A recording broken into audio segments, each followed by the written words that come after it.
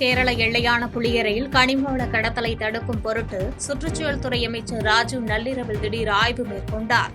தென்காசி மாவட்டத்திலிருந்து தினம்தோறும் ஏராளமான கனரக வாகனங்கள் மூலம் கேரளாவிற்கு சட்டவிரோதமாக கனிம வளங்கள் கடத்தப்படுவதாக தொடர் குற்றச்சாட்டுகள் எழுந்தன. இதன் பின்னணியில் சுற்றுச்சூழல் மற்றும் காலநிலை மாற்றத்துறை மற்றும் தென்காசி மாவட்ட பொறுப்பு அமைச்சருமான ராஜு மாவட்ட நிர்வாகத்திற்கு எவ்வித முன் தகவலும் அளிக்காமல் புளியரை வாகன சோதனை சாவடியில் நள்ளிரவில் திடீர் ஆய்வு மேற்கொண்டார். அங்கிருந்த ஆவணங்களை சரிபார்த்த அமைச்சர் அருகில் உள்ள எடைமேடை நிலையங்களிலும் ஆய்வு நடத்தினார். மேலும் சட்டவிரோத கனிமவள கடத்தலை முற்றிலும் தடுக்கப்பட வேண்டும் என அதிகாரிகளுக்கு கடுமையான எச்சரிக்கை விடுத்தார். வேலூர் அருகே தனது பாட்டி வீட்டில் தங்கியிருந்த 6 வயது குழந்தையின் மர்ம மரணத்தில் நரபலியா என்ற சந்தேகத்தின் பேரில் போலீசார் விசாரணையை தீவிரப்படுத்தியுள்ளனர். வேலூர் மாவட்டம் பேர்ணாம்பட்டை சேர்ந்த ராஜேஷ் ஆஷா தம்பதியின் 6 வயது மகன் முகிலன் கடந்த 40 நாட்களாக அவனது தந்தை வழி பாட்டி விஜயாவின் பராமரிப்பில் இருந்து வந்ததாக கூறப்படுகிறது. இந்நிலையில் நேற்று அமாவாசையன்று சிறுவன் திடீரென உயிரிழந்ததாக கூறி உடலை வீட்டிற்குள் வைத்திருந்தனர். தகவல் அறிந்து வந்த மேல்பட்டி போலீசார் உடலை கைப்பற்றி குடியாத்தம் அரசு மருத்துவமனைக்கு அனுப்பி வைத்தனர்.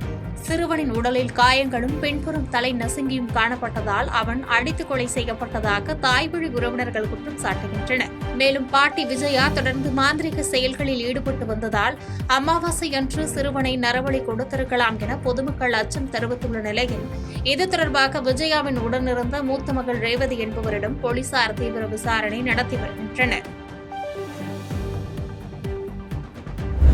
கிழக்கு கடற்கரை பகுதியில் 61 நாட்கள் மீன்பிடி தடைக்காலம் நிறைவடைந்ததை அடுத்து குமரி சின்னமுட்டம் துறைமுகத்திலிருந்து 350க்கும் மேற்பட்ட விசைப்படகுகள் மூலம் மீனவர்கள் கடலுக்கு மீன்பிடிக்க சென்றனர். கடல் வளத்தை பாதுகாக்கவும் மீன்களின் இனப்பெருக்கத்தை அதிகரிக்கவும் ஆண்டுதோறும் ஏப்ரல் 15 முதல் ஜூன் 14 வரை 61 நாட்களுக்கு விசைப்படகுகள் மீன்பிடிக்க தடை விதிக்கப்படுகிறது. இந்த ஆண்டுக்கான தடைக்காலம் நேற்று நள்ளிரவுடன் முடிவடைந்ததை அடுத்து இன்று அதிகாலை குமரி மாவட்டம் சின்னமுட்டம் மீன்பிடி துறைமுகத்திலிருந்து 350க்கும் மேற்பட்ட விசைப்படகுகள் போருக்கு படையெடுப்பது போன்று சாரை சாரியாக ஆழ்கடலுக்கு புறப்பட்டு சென்றன. இதன் காரணமாக சந்தைகளுக்கு புதிய மீன்கள் வர தொடங்கும் என்பதால் நண்டு, இறால், கணவாய் உள்ளிட்ட மீன் வகைகளின் விலை கணிசமாக குறையும் என மீன் பிரியர்கள் மகிழ்ச்சியடைந்துள்ளனர். திருவள்ளூர் மாவட்டம் வெங்கல் அருகே வயதான விவசாய தம்பதியினரை மிரட்டி வீட்டின் பூட்டை உடைத்து 60 சவரன் நகைகள் மற்றும் 5 லட்சம் ரூபாய் ரொக்கத்தை மர்ம நபர்கள் கொள்ளையடித்து சென்றதாக கூறப்படும் நிலையில் போலீசார் தீவிர விசாரணை நடத்தி வருகின்றனர். திருவள்ளூர் மாவட்டம் வெங்கல் அடுத்த அத்தங்கிக்காவனூர் கிராமத்தில் தனியாக வசித்து வரும் விவசாயி கோபால் நாயுடு, கௌசல்யாமால் தம்பதியினர் நேற்றிரவு வீட்டில் உறங்கிக் கொண்டிருந்த நிலையில் நள்ளிரவில் வீட்டின் பூட்டை உடைத்து உள்ளே புகுந்த மர்ம நபர்கள் பீரோவில் இருந்து 5 லட்சம் ரூபாய் ரொக்கம் மற்றும் பூஜை அறையில் இருந்து 50 சவரன் நகைகளை கொள்ளையடித்து சென்றதாக புகார் எழுந்துள்ளது.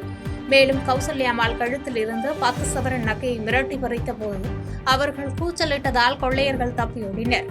இதுகுறித்த புகாரின் பேரில் வழக்கு பதிவு செய்துள்ள வெங்கல் காவல்துறையினர் தடய அறிவியல் நிபுணர்கள் மற்றும் மோப்பநாய் உதவியுடன் கொள்ளையர்களை வலைவீசி தேடி வருகின்றனர்.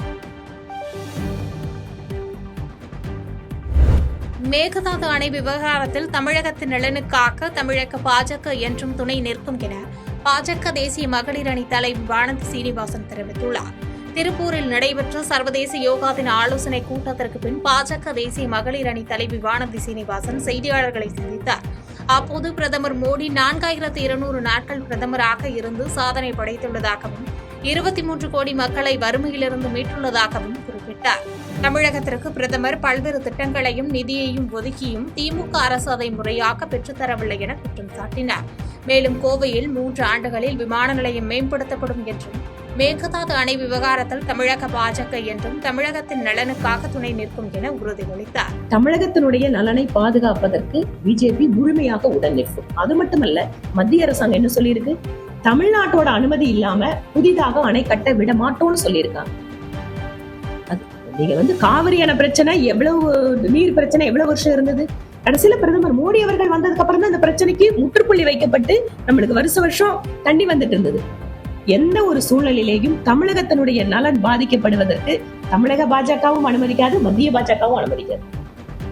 செய்திகளை உடனுக்குடன் தெரிந்து கொள்ள கீழ்கண்ட கேபிள் மற்றும் டிடிஎச் நெட்வொர்க்குகளில் எம்நாடு செய்தி தொலைக்காட்சியை காணுங்கள். பாதகம் செய்பவரை கண்டால் நாம் பயம் கொள்ளலாகாது பாப்பா. மோதி மிதித்து விடு பாப்பா, அவர் முகத்தில் உமிழ்ந்து விடு பாப்பா. அண்மை செய்திகளை உடனுக்குடன் தெரிந்து கொள்ள இணைந்திருங்கள் எம் நாடு தொலைக்காட்சியுடன்.